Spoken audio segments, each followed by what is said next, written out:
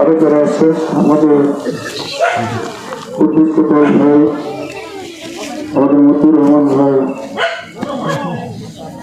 ইউনিয়নের সম্মানিত করে প্রধান আমার ছোট বড় ভাই গিয়াসউদ্দিন আহমদ খান সাহেব, আলাদা সাহেব,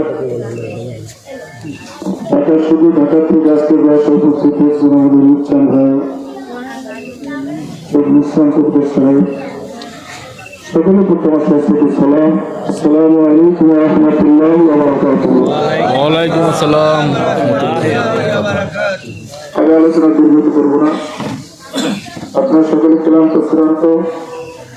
আজকে মাহফিলের পর আমাদের জানা হয়ে পড়তেছিলাম, আপনারা ছিলেন। এটা আমাদের জীবন সম্পর্কে আমরা স্টাডি করব।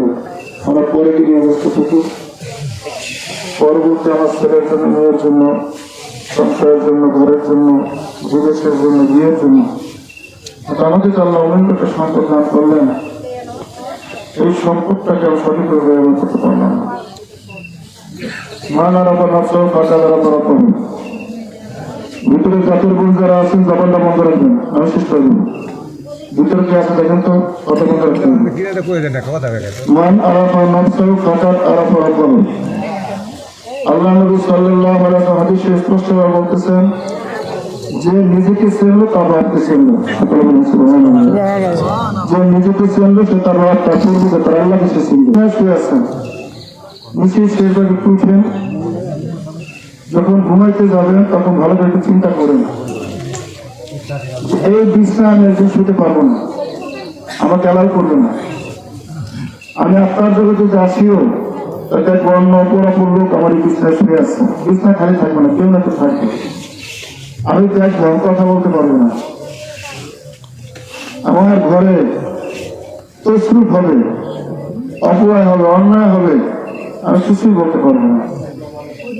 সত্য না উঠতে এই কথাটা আসবে, সময়টা আসবে না, কার জন্য বাদ করবো। আমি যাদের জন্য মিথ্যা কথা কয়া, মিথ্যা সাক্ষী দিয়ে সম্পদ করলাম, সেই সন্তানের আমার প্রিয়জনের সন্তান হবে, আমার কথা কেউ মনে রাখবে না। আমার মৃত্যুবাসী কবে চলে যাবে তার খবর রাখবে না।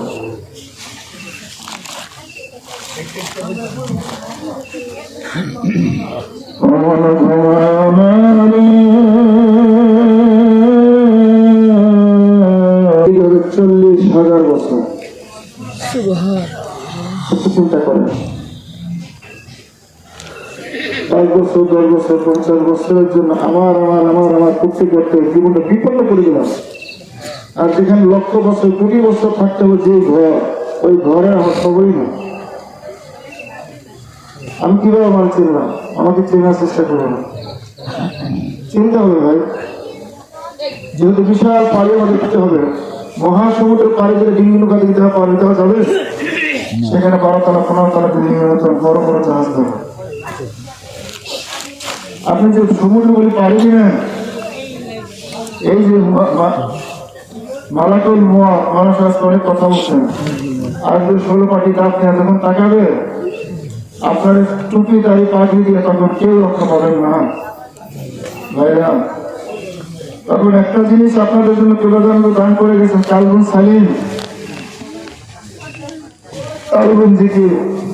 পাকে নাটক পৌঁছতে দেউছতে সদা সর্বদা খেয়াল করে তোমার লতুবা কাল বিষ্ণু যাক আল্লাহ আল্লাহ আল্লাহ আল্লাহ আল্লাহ আল্লাহ জিকির হতেছে। এই যে আল্লাহ আল্লাহ জিকির জারি করাতে পারেন, আমি পারফেক্ট মানুষ হয়ে গেল। আর যারা আসুক ফেরেস্তা আসুক আছে, কালকে আল্লাহ জিকির হইতেছে, আমার সমস্যা নেই। আমার জগতে জিকির করে গেলে তো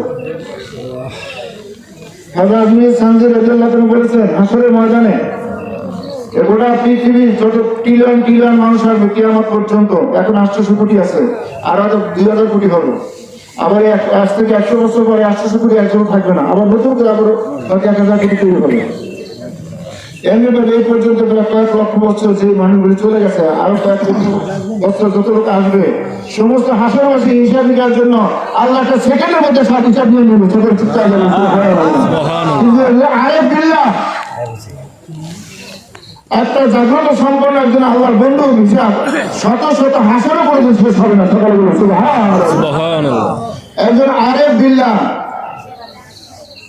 যিনি আল্লাহকে মহব্বত করে, আল্লাহ তাকে মহব্বত করে,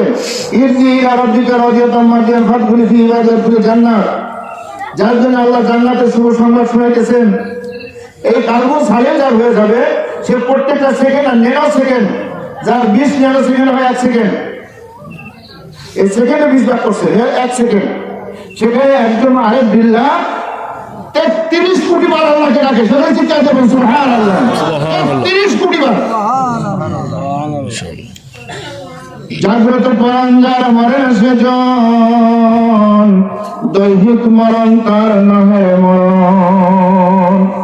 শত শত মুর্দাদের মাটির উপরে, তার চেয়ে অধিক ভালো যদিও কবরে নাই।